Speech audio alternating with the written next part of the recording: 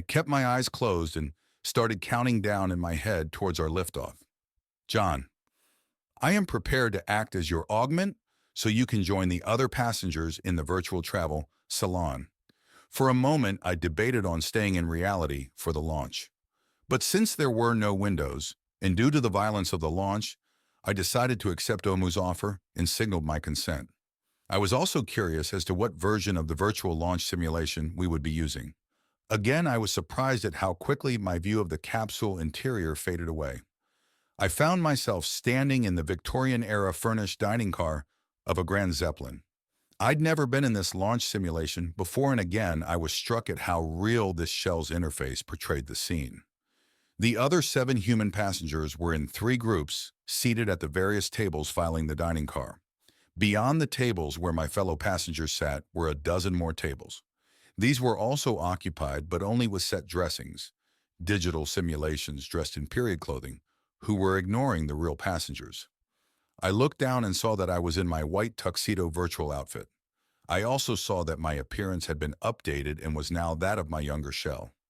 Standing next to me, I found a surprise. It was an alabaster-skinned, petite woman who was smiling at me with impossibly white perfect teeth showing through turquoise-illuminated painted lips. She appeared to be my age and had straight black hair that fell to her shoulders. I glanced down to observe that her voluptuous, compact body was covered in a very tight-fitting, iridescent black body stocking. Her outfit must have been actively tracking my eye movements, because wherever I looked, there were illuminated sparkle-like effects in turquoise swirling around. No clandestine ogling of this lady. Still, the image had been created to put on a show, so I drank in her full image, a feature at a time, before raising my gaze back to her face. Her eyes were 2 like large, twinkling pools of illuminated turquoise. They were framed by a pair of cute little elfin ears that were just visible through the silk strands of her hair. "Hello, John. Do you like your new virtual image? I made it younger to match your current shell," the magical woman said to me with a sensual, husky voice that was just familiar enough to be recognizable. "Oh, Moo, is that you?" I blundered out. Her smile widened. "Yes, I've recently started using this appearance in virtual. I hope you do not mind." I was awestruck for a moment before remembering myself. "Absolutely not. You look stunning." She inclined her head to me and then gestured to the table where Beatrice and Sova sat chatting. We moved to join them, and I pulled back the chair for Omu to allow her to sit before me.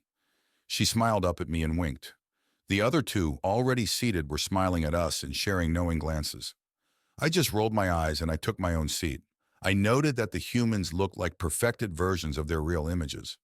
Before we could speak, we were interrupted by the rough coughing of the 2 nearby engine nacelles firing up. I turned to watch out the large window portholes and saw the nacelles' wooden propeller blades begin to spin up to speed. The short exhaust tips from the engines were even belching smoke in the occasional flame. Back on our table, I saw that there was now a small clock display showing in the crystal table centerpiece. It was currently at 12 seconds and counting down. I imagined that back in the real world, the launcher was belching cold boil-off vapor as its 8 hydrogen engines prepared to fire. Outside our virtual gondola, the ancient engines had reached full speed, and I felt the slight movement as our mooring lines were cast aside. The clock on the table had reached 0 and began counting up. I felt none of the tremendous vibrations and building pressure of the real launch. Here in virtual, the scenery outside the gondola began to move past us as we gained speed. We were off. I was enjoying the display. I saw Omu watching me with a smile. Beatrice and Sova were busy chatting again and were ignoring the show. I looked around the cabin and saw that some of the other human passengers were watching the virtual launch while others ignored it to focus on chatting with their table mates. A minute later, 4 virtual hostesses appeared from a rear cabin. One came to our table to take our drink orders. Omu chose a flute of vapor wine while the 2 women asked for iced enhancement tea. I ordered a glass of variety. It had been over a decade since I had enjoyed any, and I was eager to see how this new interface handled the flavor switches. Our hostess departed and immediately returned with a tray of our drinks. I smiled at the quickness. It was unrealistic, but was better than just having our drinks appear in front of us. I took my glass from the tray as it was presented to me. Its appearance was that of a swirling, multicolored liquid. I took a sip, and the taste of cherry brandy filled my mouth.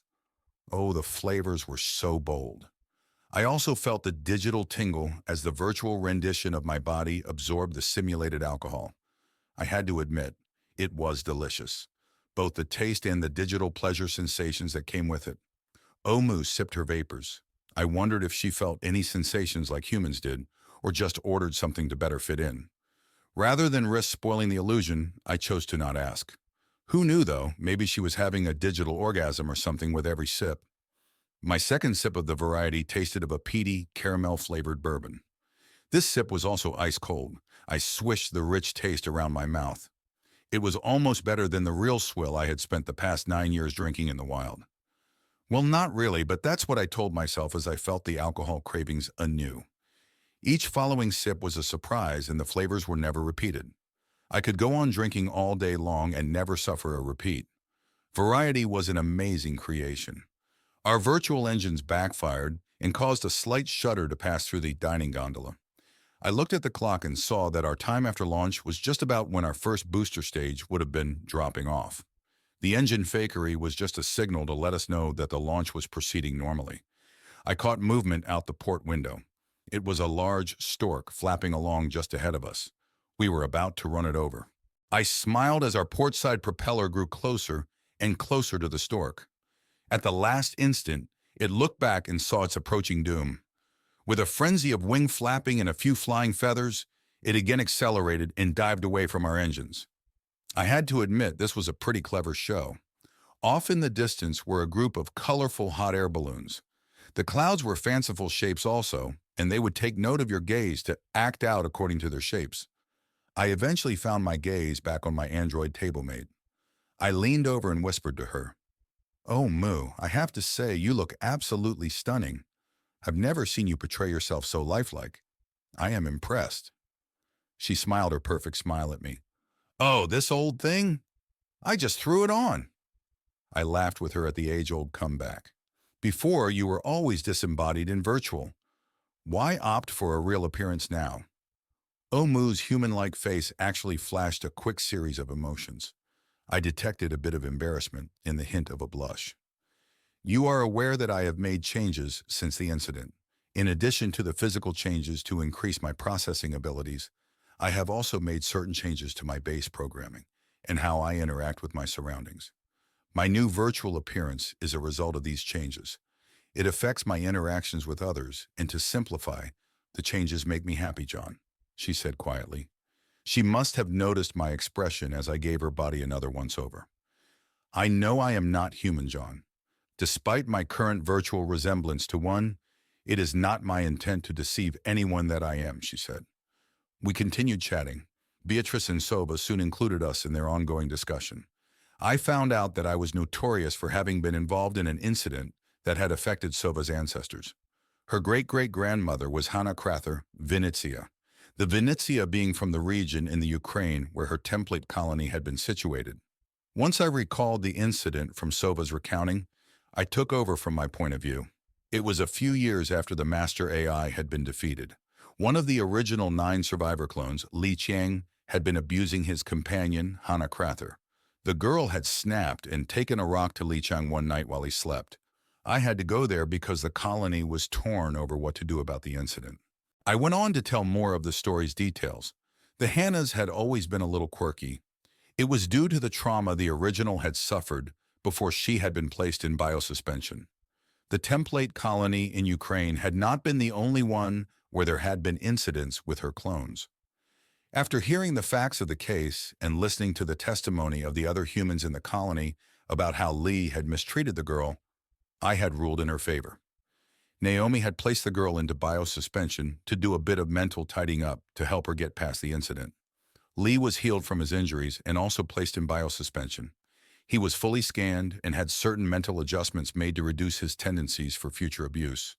All of his other clones were also placed under AI watch and over the following decades were mentally adjusted whenever they acted up or needed other medical treatment. I was torn about the whole thing, but by then, the early version of Conscientia had been created, and the human peer quorum had been involved with the decision. It had been the first time forced mental manipulation had been used as a punishment or treatment for bad behavior. One good thing had come from the incident in Ukraine. I had become friends with Hanna Krather-Vinitsia. Our friendship would endure until 80 years later, when I commissioned her to act as a mid-womb when I had wanted another child. She had carried the embryo of my daughter, Larissa Daring. Because of our close relationship, I had also hired Hanna to act as my baby girl's mother figure for most of the next decade. During that time, Hanna and I had lived much as a husband and wife does. She had been a good mother to my daughter, a truly gifted and caring parent who loved her occupation. Last I had heard, she had birthed over 60 children in her role as a mid-womb. She had even switched to a custom shell that was designed around the role. It would not have surprised me in the slightest if she remembered each of them and kept up with them all during the years since. An hour later, our chat was interrupted by the virtual sunlight moving in the salon as our airship slowed and turned. Off in the distance, I could see the docking spire of one of the great skyscrapers piercing the solid cloud cover below. This was our destination in virtual, and our cue that the real orbital craft was also nearing the end of its journey. Our true flight from launch to Gateway Sigma had taken a bit over 3 hours, but the virtual travel salon ran at a slower rate of about 1/3 of real, so our airship flight had seemed to last just an hour. Some of the other human passengers had already left the dining room, which meant that they were back to their shells and aware in the launch capsule. Omu touched my arm. I noticed her real-appearing hand felt warm and soft. Our skin contact caused an enhanced tingling sensation as well. John, I have been in contact with Stellux. The torch ship Prancer has been fully fueled and made ready for our use. Total transit time to Vesta will be 85 hours, with the majority of that at 1.6 G. Also, Miss Deduch will be the only other human passenger. It took me a moment to remember that Deduch was Sova's surname. How long will we be at Sigma? I asked. We will leave as soon as you and Miss Deduch are aboard Prancer. There is no rush to transfer, as the torch will be using a direct brachistochrone trajectory, the beautiful vision replied. I had remembered my previous high-G flights. For the most part, they sucked, and if not for the quick travel they allowed, I would have avoided them. Good. I'll want to use the facilities in the rotational ring of the station before we leave, Omu. Of course, John. Shall we depart? She asked. I stood and pulled her to her feet as I rose. She felt light but solid as she followed. Before I released her, I pulled her in close for a quick hug. She laughed as we shared the embrace. I noted the tingles I felt were stronger depending upon which portions of her anatomy were in contact with my virtual representation. Thanks for everything, Omu, I said as the virtuality faded. I became aware in my shell to find the ejection chair seat restraints had been removed, all except for a lap belt that kept me from floating freely. There was a clank, and I felt a slight change in air pressure as our docking to the station was completed. Beatrice and Sova were already floating towards the capsule's hatch. I noticed that Sova had very shapely upper thighs as her skirt floated freely, revealing hints of her hidden treasures. I heard the 5 humans below us moving around and waiting for our upper seating level to be cleared. I had better get moving. Omu had released itself and was floating by the hatch waiting to help guide me out. I did so without scraping or banging the hatch opening, which I took as a win. I was rusty in 0G. Outside, I followed Beatrice and Sova to a nearby departure and arrival lounge. There we made our goodbyes to Beatrice as she had to hurry off to catch a lunar shuttle, which was already holding its departure for her arrival. After that, Omu, Sova, and I made our way down the long corridor towards the station's hub. The tube leading to the hub was busy, so we kept to the slow wall, moving mostly handhold to handhold. This was to not disrupt the other humans who skimmed along the other 5 walls of the hexagonally shaped corridor at a much faster speed. Soon we had reached the hub and rode a lift down a spoke to the public ring level. This level provided a bit over 0.6 G and had many outlets for food and beverages. Sova and I had lunch in a coffee shop. We both had the Go versions that were fortified with a fast-acting stool softener. Half an hour later, I and my new travel companion were toilet compartment buddies, as we laughed and farted through the purging of our shell's bowel contents. No one wanted to suffer constipation at high G. We survived the process. At least the fume extractors in the toilet compartments were functioning adequately. After we each cleaned up with a quick shower, we were measured by a garment fitter scanner, which produced 2 customized high-G suits. I then helped Sova squeeze into hers and was able to confirm that the rest of Sova's charms were as tantalizing as the glimpses I had gotten back in the launcher hatchway. She had a smile and a hint of a feral look when she helped me into mine. If we had more time to dally before we left, I might have suggested something physical. Soon we were back in our regular flight suits with our new high-G suits bundled up for transport. We would not need to wear them for 5 or 6 hours because we needed to move our torch well clear of the lower orbital station before we engaged its Hellfire drive. The lift back to the station's hub was packed. Gateway Sigma was the largest of the 5 stations dedicated to human intersystem transportation. Most of the station's current occupants were transients who were waiting for the slower scheduled transports to the Moon, Mars, and beyond. At the hub, we turned and floated down the long terminal arm where Prancer's shuttle was currently docked. This was a small and very short-range transfer pod which would take us to the actual torch ship, parked in the same orbit, but 12 kilometers trailing the station. The ultra-high neutron flux reactor at Prancer's heart needed to be kept well away from the populated station, even when its control rods were fully in place. OMU led the way into the shuttle's small spherical passenger cabin. I found our baggage had already been secured aboard. Since the bulk of the short transfer would be in micro-G, there were no actual seats. We simply attached ourselves to the curved inside around the entry hatch. The hatch shut, and I felt the pressure increase slightly as the cabin's integrity was verified. Soon there was a jolt, and we were floating free of the station. The transfer pod used electrically heated hot gas thrusters, and we felt their push as they fired and moved the pod away from Sigma. We were heading to a slightly higher orbit from the stations to do the rendezvous. Prancer would use its own boosters to meet us in the new orbit to save our having to drop back down to meet it. If all the math was correct, we would rendezvous with the torch ship in 14 minutes. 10 minutes later, Sova and I were clustered around the pod's one viewport, watching the approaching torch ship. As all Hydra spacecraft were, Prancer was a powerful-looking brute. Using the magnification of my smart irises, I was able to scan the ship from bow to stern. The torch was long at well over 300 meters. It was also strongly built with a massive hexagonal truss structure linking the various components.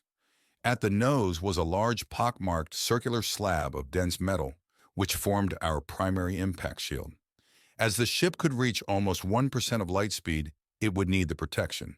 Behind that nose shield were the inner and outer balloon tanks, which held a few hundred tons of salt water. Deep in that mass was our shielded cabin.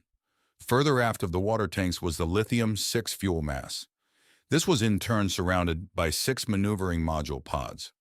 3 would be used to boost us away from low orbit, and 3 to dock us near Vesta once we arrived in its vicinity. Aft of the fuel and maneuvering section was the working heart of the vessel, the ultra-high neutron flux reactor. I could see the radiators ringing this section already glowing, which meant Prancer's reactor was already warming up enough to provide some operating power.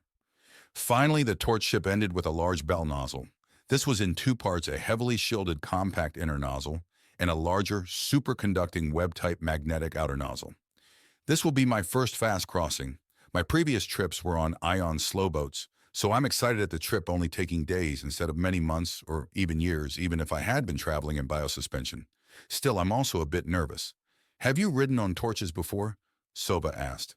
"Probably half a dozen flights over the last century and a half." The early torches were riskier and more problematic. Once we got the first interstellar ship launched, I started taking the slower options more often when traveling beyond the Earth-lunar perimeter, I replied. "Well, I can't wait until the mine data transmission and receiving stations are far enough along that we can use them instead of physical rockets," she stated. I frowned a bit at that. There were too many unknowns with long-range reliable transmissions of mine data. The safest way would be to send a duplicate copy, but then you end up with 2 copies living 2 separate lives. Besides, we were restricting such transmissions at this time to help conceal our abilities and actions from the assemblage. It would be terrible for humanity for our enemy to intercept one of our mine data transmissions and learn all of our secrets. I shuddered to imagine sending myself off to some asteroid, only to be awakened re-sleeved in some assemblage cell on their ark, or in a scout vessel of some sort. We approached Prancer from her bow, keeping the bulk of the fuel and water masses between us and the reactor. Omu guided the transfer pod into the recessed shape for it and engaged the docking clamps. In a minute, the pod's hatch swung open inward, and I was able to see the long, narrow tunnel leading to the torch ship's passenger compartment. Omu led the way, followed by Sova.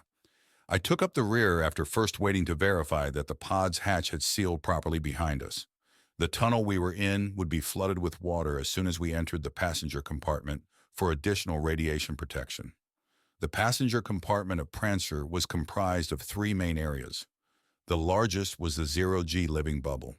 These contained a compact auto kitchen, a suction toilet and shower, and a basic set of entertainment displays. A second large compartment was filled with 6 high-G flotation gel beds. Sova and I would spend the bulk of the trip lying in 2 of these. There was a small command area where Omu would be stored. This also contained a compact medical creche in case of some in-flight emergency. Attached to the command area was also an airlock and a changing room with EVA suits. I'd never gone on EVA and did not expect to need to, as there were mobile units aboard to fix any broken headlights or change any flat tires. Now that we were aboard, Prancer's booster pod started firing again to take us to an even higher orbit. The thrust produced an eighth of a G, which would continue for the next few hours. We needed to get some distance between us and the human-occupied lower orbital stations before we fired up our drive. We spent the time in the low G portion of the cabin where there were fold-out chairs. Sova spent time in virtual while I responded to a few last messages. We would soon be leaving the low-latency sphere of communications, and live chats with humans around the Earth would no longer be available. I had been getting replies to my earlier recorded message explaining my near-decade absence. Most were understanding, but a few let me have it. I brushed those off because I could understand completely. "John, you have a virtual communication request from Naomi," Omu said, interrupting me from my messages. I barely hesitated. "I'll take it, Omu." I was curious to know what Naomi wanted. I faded in to find myself surrounded by fantasy. I was standing in the raised conning tower of Nautilus. The boat was in motion, and it was the black of night. An impossibly bright star field filled the heavens above, and I saw galaxies of all shapes, colorful nebula, and even sparkling comets shooting by. We were plowing through a black, star-filled reflecting sea as smooth as glass. Despite our fast apparent motion, there was just the slightest of warm breezes in my face. It was also eerily quiet, with just the faintest hint of rushing water coming from the sub's bow. When I looked astern, the sub's roiling wake was unlike any waters I had ever seen. Instead of foam or a spreading wave, the star reflections were shooting off into space as if excited or disturbed by the sub's passage. Just then, we leaned over to port as if the sub were doing a barrel roll. This allowed the huge bright blue Earth, which had been hidden below us, to slowly come into view over the edge of the deck. I clutched the handholds around the conning tower's wave shield and held on for dear life. "Wow, Naomi, this is great!" I yelled as the feelings of exhilaration surged through me. "I am glad the rendition pleases you, John. My goal was to commemorate your current flight to Vesta while preserving the tradition of our first shared domicile." Her mention of Nautilus seemed notable. I wonder if the AI was nostalgic or something over the vessel that had been her physical processor's first home. "What did you wish to speak with me about, Naomi?" I asked. "Two things, John. First, I have investigated further into the reasons for Uxe Esperanza requesting your personal presence on Vesta. I now believe that she wishes to discuss her current research project with you towards the goal of obtaining your assistance. While I cannot be sure of the exact nature of her request, I have inferred enough to understand that she is attempting to maintain an unprecedented level of secrecy around her latest project," Naomi explained. "What do you mean by that?" I asked. "I have queried Ganasium AI for data on Uxe's current research project, but have learned few details. 4 years ago, all new data on her work was placed behind a local firewall in Vesta. I have been able to ascertain certain details involved, such as power, material, and consumable usage, however, and I am able to ascertain that the project is unlike her previous propulsion research. I also note that her energy usage has been enormous at various times over the past 4 years, John." Mysterious. I wonder what she was working on. Ganasium won't tell you what it and Ux are cooking up. "Did you try and force it to?" I asked. "I have not forced the issue at this time, Any attempt to subvert the local firewall would become known by Yuxa. I anticipate that this would upset her greatly, and thus you. I have chosen to defer such a request. I chuckled internally. Naomi was afraid of pissing us off and was dumping the mess in my hands. I will leave the issue in your hands for you to investigate when you arrive on Vesta. The communications delay between my presence here on Earth and Vesta will be up to 54 minutes. I will not be able to join with you and Ux in virtuality. Once you depart, and with that in mind, I wish to remind you that I exist to serve you and your needs, John. I am certain that the Omu presence continued to feel this way as well. While Naomi spoke, the virtual fantastic Nautilus continued its roll to port. This brought the enormous Earth fully into view. It was truly an amazing view. The second issue I wish to discuss is that moments ago, the Argus array detected an interstellar range transmission. The Hemru probe is transmitting again? I asked. No, this transmission appears to have been sent to Sol system from Averill, the scout and colony vessel launched to Tau Ceti 163 years ago. Now that was interesting. I thought back to those early years after we had defeated the Master AI. The first interstellar escape craft project had been a rushed endeavor and an enormous undertaking for the time. That we had managed to get the minimal craft launched as quickly as we did was quite an achievement. The efforts had extended for 3 decades after we had launched the craft, as the majority of the Earth's power production had been sent to the orbital launching lasers, which had continued to accelerate the craft as it left the system. It was nearly 50 years after the Master AI's defeat that local expansion and development could really get going. What did it say? Is the vessel in trouble or something? Ein Korsels. I remembered enough to know that we should not be hearing from the expedition for at least 140 years at a minimum, depending upon how fast the new colony was established. All that has been received so far is an identifier and a note that further transmissions will follow. The data rate is very low, and it will be some time before anything significant can be transmitted. It is likely that the transmission will still be arriving when you reach your current destination. The identifier did place the location of Evadere at 6.02 light-years away from Earth and on course. This indicated that the vessel is on the expected course and speed. Another mystery. Naomi then informed me that Prancer was nearing the start of its long burn to Vesta and that we had better conclude our virtuality session. I took a long last look at the amazing image of Nautilus slicing through the virtual heavens in Earth orbit and signaled an end to the session. Sova and I helped each other into our high G suits, again with shared looks of mutual admiration of each other's shells. The suits were soft, seamless, and contained micro air channels, all of which would help prevent bed sores. Our G couches were form-fitted gel-filled cradles to even out the pressure points on our bodies. While the suits had catheters, they did not accommodate any needed bowel movements, hence the colon cleanse back on Gateway Sigma. If we did have to go to the toilet, we would have to do it very carefully in the 1.6 gravities of acceleration we would be under. OHMU or one of the other cabin mobile units would assist us as required. As we took our seats in the gel cradles, Prancer was becoming even more alive. There were groans and shudders as large shield baffles were retracted and repositioned around the main reactor. The fuel and moderator pumps were spun up and tested, and we felt the surges caused by the vented masses. Finally, the last-minute tests were complete, and a countdown to acceleration began. Omus saw that we were safely in our cradles with all the tubes and sensors properly attached. Above each of our couches was a display that showed critical vessel data. One item which was slowly ticking up caught my eye. It was a dosimeter and was tracking our accumulated radiation exposure. Another section of the display was showing all ships and satellites in our immediate vicinity.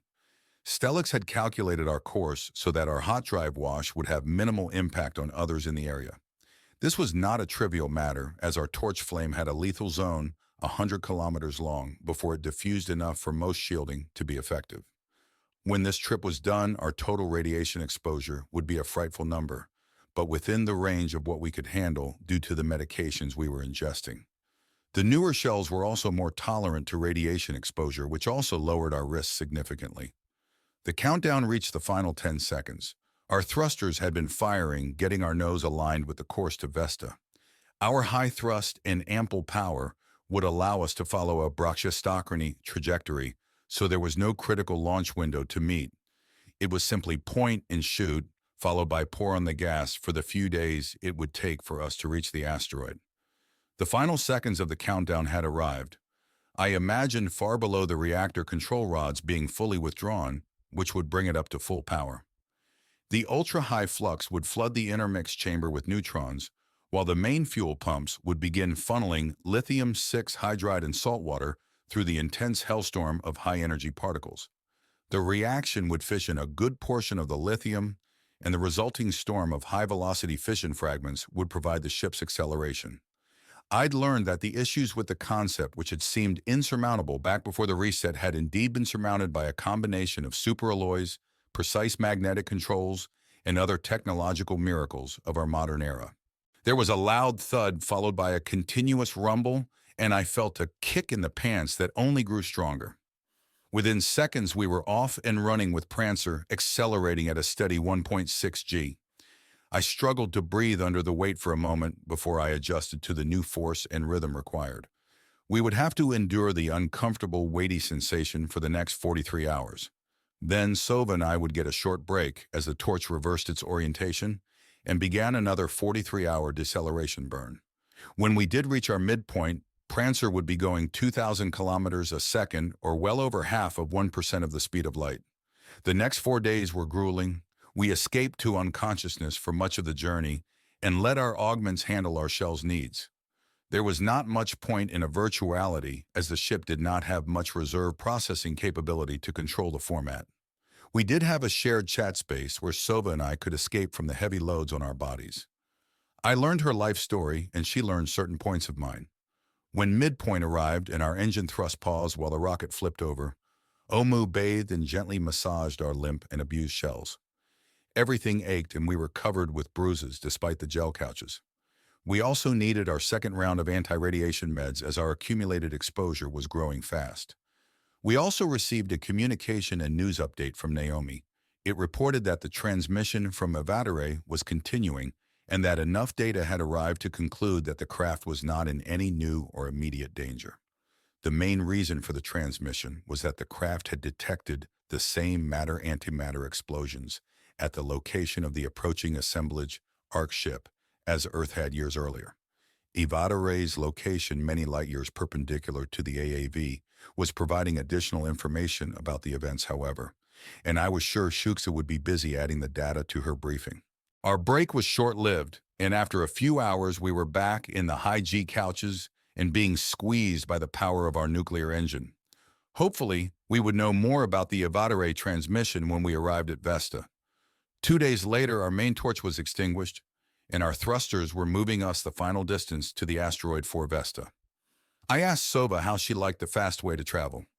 I was not surprised when she said that she would use the slow boats in the future. I felt the same way, but I also remember the previous times I had flown by torch. After a few days, you forgot the misery, and soon we're all too ready to fly the fast and hard way again. We left Prancer in a safe parking orbit a few hundred kilometers above the rocky asteroid and carefully made our way into the shuttle pod. Both of us had been given pain medication and anti-inflammatories. The 0G helped for now and would give our bodies a chance to recover before we were again in a normal gravity field on the asteroid. The external camera view from the pod showed the ship we were leaving behind. There was enough fuel and moderator mass remaining for a return trip to Earth, but the water and lithium bladder sections were noticeably shrunken. The aft reactor section had its radiators fully deployed, and the gigawatts of residual heat energy bleeding from each made them resemble a glowing crimson flower. I switched the camera view forward to our target planetoid. Vesta was one of the solar system's largest asteroids and had a mean diameter of 525 kilometers. It was the second most massive asteroid in the belt and had a basaltic crust around an iron metallic core. This provided a surface gravity of 0.25 meters per second, squared, or 0.025 g as compared to the Earth. It also had a rather fast prograde rotation of 5.342 hours. There was a 0G docking station in a low and close orbit, but Prancer's weak shuttle pod had enough thrust to take us down to the actual surface.